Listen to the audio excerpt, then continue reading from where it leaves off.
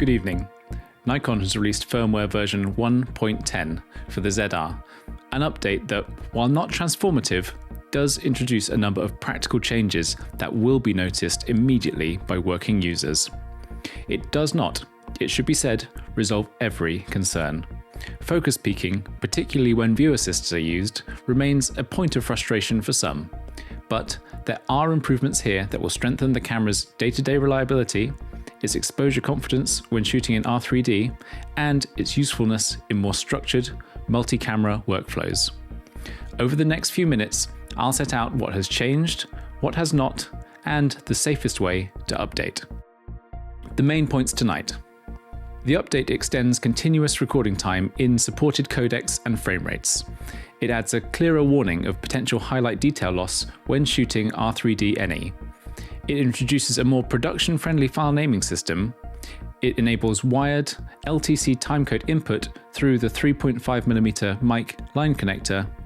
It increases LUT import capacity. It adds a power-on lamp option intended to reduce uncertainty in the field, and it addresses a reported issue affecting USB streaming audio. Now, the detail.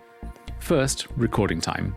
Firmware 1.10 increases the maximum length you can record in a single session, most relevant for long interviews, talks, events, and other situations where the priority is continuity rather than frequent breaks.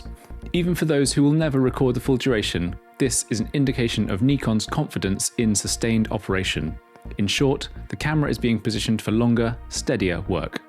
R3D remains more constrained, which reflects the realities of file size and media capacity. Second, exposure, specifically for R3D NE in 12-bit. The camera now provides a warning indicator within the histogram and waveform to show potential loss of highlight details. That matters because raw acquisition offers latitude, but it does not protect you from irrecoverable highlight clipping.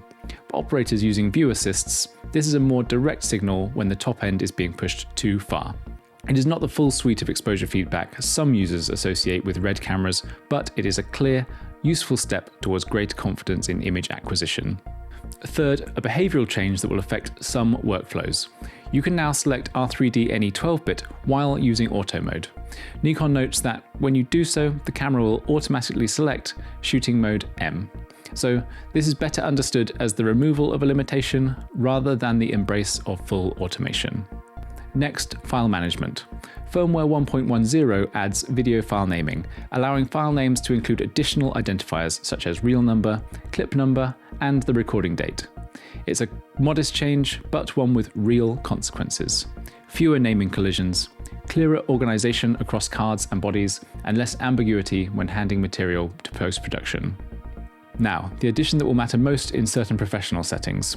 Firmware 1.10 enables wired LTC timecode input through the external microphone line input connector.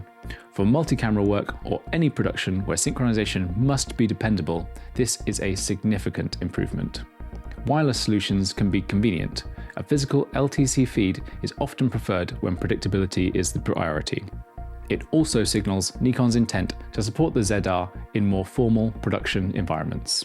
If you'd like to keep up with the ZR updates and practical field findings, you may want to subscribe. And if you prefer the smaller notes between uploads, tests, setups, day-to-day observations, you can find me on Instagram, where I am Jack Filmed. There is also an increase in LUT capacity. The number of files displayed for import under LUT View Assist settings has been increased to 50, and LUT files beginning with a period, often hidden system files, are no longer shown.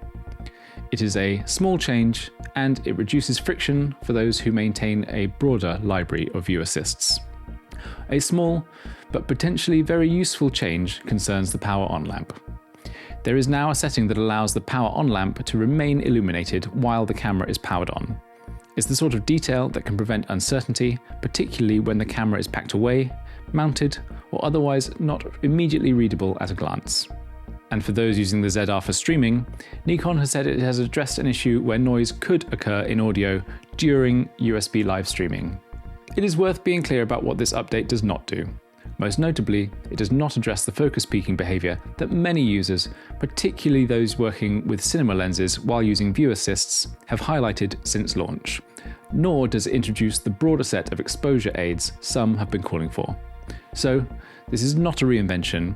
It is, however, a measurable improvement, particularly for those shooting R3D NE and for productions that rely on timecode. Now, the process, kept deliberately straightforward. First, ensure you have a fully charged battery or stable external power. You do not want the camera losing power mid-update. Second, Nikon advises against performing the update with non-Z mount lenses or unapproved adapters attached. Keep the configuration simple for the update itself. Now the steps. On the camera, go to Setup menu, then Firmware version, and check what you're currently running. Download the firmware update from Nikon. You'll end up with a file named zr0110.bin once extracted. Copy that file to a memory card that's been formatted in camera, placing it in the root directory, not inside a folder. Insert the card, return to firmware version, and then follow the on-screen instructions to update. When it completes, check firmware version again to confirm you're on 1.10. So that is firmware 1.10 for the Nikon ZR. Not the sweeping change some were hoping for, but a set of practical improvements that make the camera more dependable in sustained use, cleaner to expose in R3D, and more viable in sync-sensitive environments. If you do update, I'd be interested to hear what changes you found most significant. I'm Jack. Whatever this is, I'm calling Western Approaches breaking news. Thank you for watching, and I'll see you next time.